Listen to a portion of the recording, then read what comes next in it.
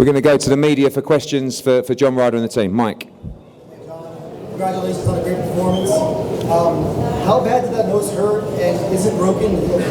What can you talk about how badly the nose was hurt? Yeah, last punch in the second round, and it was just gone. Yeah, not a massive shot, but I felt it go instantly, and then the blood in the back of my throat straight away. So it really threw me for a couple of rounds, but it is what it is. It's a new experience in the boxing ring, and something I'll learn from.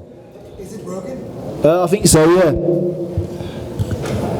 And lastly, for me, I know you obviously came here to win, and that showed in all the courage you displayed in there. Do you feel at least some moral victory going the distance? Listen, you can't ever win. That's the ultimate goal. Going the distance is. I made a fight of it for a while, but on the scorecards it wasn't that close. So, no, moral victories maybe, yeah, but. Obviously, I come in with a dream and I didn't achieve it, so not really, no. Who's the next plan in your career? Who is the next plan? I don't know. I'll have a nice rest now with the family, sit down with Tony, Charlie, Eddie, and we'll see where we go from there. What's the emotion? Just gutted. I've put so much into this sport over the last few years and not always got the rub of the green. Come here with a dream, like I said. It fell short, but that's boxing. I'm not the first, I won't be the last. He was very good. I still think he's probably past his best, but he still had enough in his tank tonight. How do you say your guts? Is there any part you're aware of how much you probably enhance your reputation? Well, listen, I've not looked at social media yet and all the feedback, so listen, I might sit there tomorrow with my family, enjoy them. The next couple of days, have a look on social media, see what the feedback is, and go from there. You just said that he's probably past his best. Why do you say that? He couldn't get me out of there. His plan was to stop me. He didn't. I know I took a great shot in the 5th round, but come back swinging and probably had some good runs after that. John, you fought the best. Canelo Smith, Villa Dos Santos. How do you rate Canelo against those opponents? He's up there. Listen, I feel if the nose ain't going the second round, it probably would be a different fight. Listen, it was great to share the ring with him, and it's been great to share it with every opponent I faced. But obviously, I'm gutted that I didn't get the result.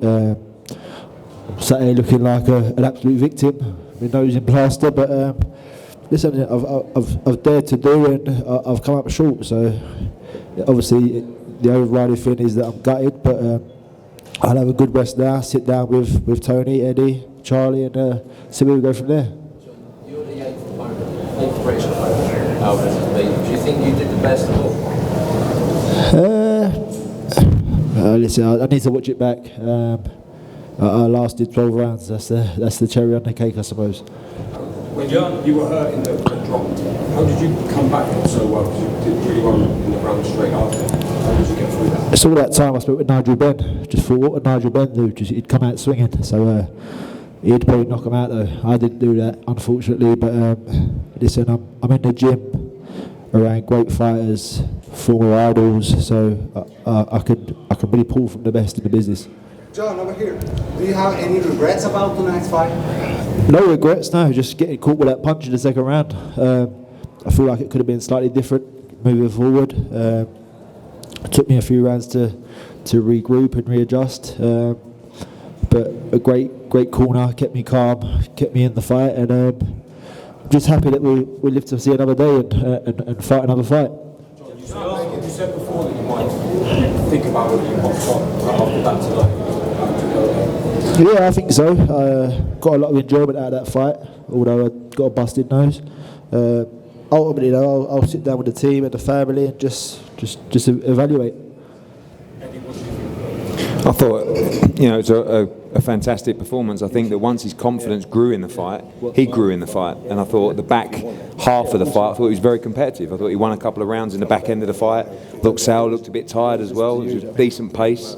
But after 5 or 6 rounds, I didn't think he'd get through that. And I think, there's always fans and people always like to question fighters' hearts, which they should never do.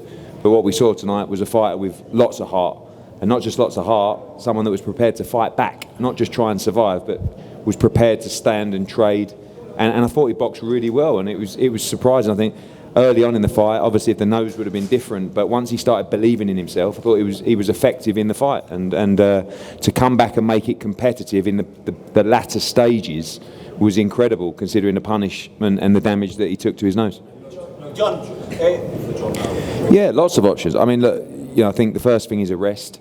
He hasn't been that active over the years because we've always been waiting for slots and mandatory positions that he was in. But there's a lot of American super middleweights that are going to want to fight John Ryder. His stock's going to rise in the UK as well. He can headline back there as well. So first things first, deserves a nice holiday. And I think his stock's risen immensely tonight. John, after 12 rounds in the ring with Canelo, how can you describe him as a fighter?